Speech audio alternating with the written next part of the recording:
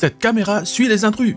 Dans la boîte, nous avons un mode d'emploi, un adaptateur secteur, des vis et des chevilles pour la fixation au mur, et la caméra en elle-même munie de son câble USB d'à peu près 2 mètres. La caméra est dite IP car elle se connecte à votre Wi-Fi et à Internet. Vous pouvez donc voir ce qu'elle filme en direct sur votre téléphone et vous recevez des alertes si la caméra détecte un mouvement ou une personne. La caméra filme en 4K, il y a 4 lampes LED et 2 objectifs car il y a un grand angle et un zoom 6 fois, ce qui est super intéressant pour avoir des détails comme une plaque d'immatriculation par exemple. Elle est aussi motorisée pour couvrir un plus grand champ de vision et elle est munie de 2 antennes Wi-Fi orientables. En dessous, sous un cache en caoutchouc, il y a le port microSD et le bouton de reset. C'est assez étrange que cette partie soit aussi ouverte puisque l'on voit l'intérieur de la caméra. Il faudra faire attention à ne rien laisser tomber dedans. La caméra est aussi IP66, c'est-à-dire qu'elle résiste à la poussière et aux projections d'eau. Personnellement, je la placerai sous une avancée de toit pour éviter qu'elle ne se prenne trop la pluie et le soleil, car cela fait vieillir le plastique qui peut ne plus être étanche après quelques années. La caméra a un socle intégré avec plusieurs trous pour la fixer au mur. Petit bémol, le câble ne se détache pas, ce qui peut être un souci si vous faites un trou dans le mur derrière la caméra pour y passer le câble. Il faudra un trou assez grand pour passer la grosse fiche USB.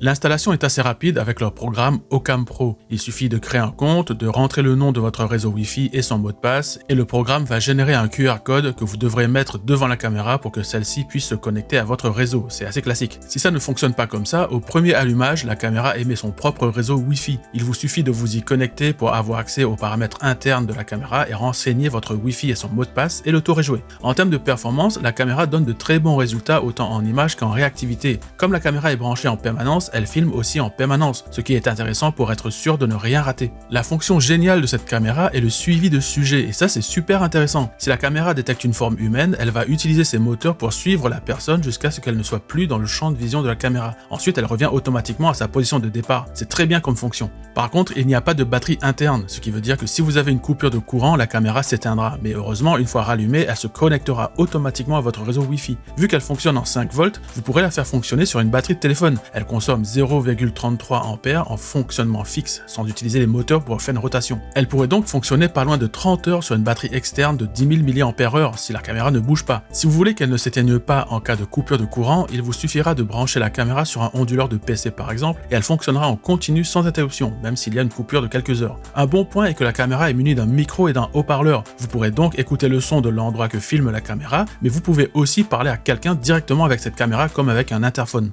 Le programme Ocam Pro est assez standard, vous pourrez orienter et paramétrer la caméra, régler la résolution de l'image, gérer la détection des mouvements, gérer la zone de l'image à surveiller, paramétrer une croisière où la caméra va faire des rotations continues pour balayer toute une zone, prendre une photo, enregistrer une vidéo ou encore déclencher une sonnerie d'alarme depuis la caméra. La caméra est équipée d'une vision de nuit infrarouge, mais elle peut aussi servir de ses lampes LED pour éclairer la zone. Cela vous permet de voir des détails impossibles à voir avec l'infrarouge, mais vous pouvez paramétrer la caméra pour qu'elle allume automatiquement ses lampes LED quand elle détecte quelque chose. Déjà, c'est intéressant pour faire fuir les intrus, mais surtout elle peut aussi du coup servir de lampe automatique quand vous passez le soir. Plutôt pratique si en plus elle vous suit pour vous éclairer. Par contre, si vous regardez la vidéo en direct, vous ne pourrez pas allumer directement les lampes LED, il faudra passer dans les paramètres de vision de nuit pour passer en vision couleur, ce qui n'est pas super pratique. La caméra peut sauvegarder les vidéos des personnes qu'elle détecte soit sur une carte micro SD que vous aurez mis dans le port sous la tête rotative, soit dans le cloud, sur des ordinateurs distants, via un abonnement. La sauvegarde dans le cloud est très intéressante pour être sûr de ne pas perdre de vidéos si par exemple la caméra est accessible et que les intrus venaient à la casser ou la voler avec la micro SD dedans. À l'heure où je fais cette vidéo, il faut compter 37 € pour une année de sauvegarde dans le cloud avec les vidéos qui sont sauvegardées durant 7 jours, ou alors 46 € par an pour que les vidéos soient sauvegardées pendant 30 jours. Ces tarifs ne sont valables que pour une caméra. Si vous en avez plusieurs, il faudra prendre un abonnement par caméra.